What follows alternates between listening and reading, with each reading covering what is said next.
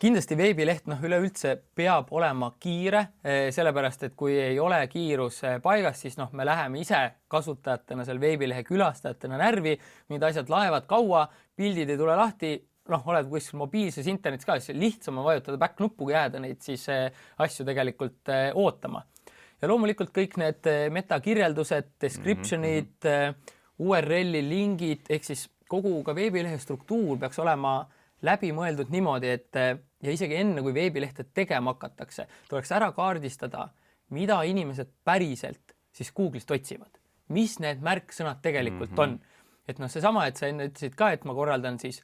üritusi, on ju, mõned võivad öelda, et need on sündmused hoopis, aga tegelikult me peame vaatama, mida inimesed otsivad. Ja selle järgi oma veebilehele siis hakkama looma veebilehe struktuuri, et igale sellele märksõnale, mida sinu potentsiaalne klient Google'ist otsib või ChatGPT'st või kust iganes täna otsingumootorist, et sellele märksõnale vastaks ka siis tegelikult leht, sisuleht, see võib olla teenuseleht, see võib olla e-poe kategooria leht,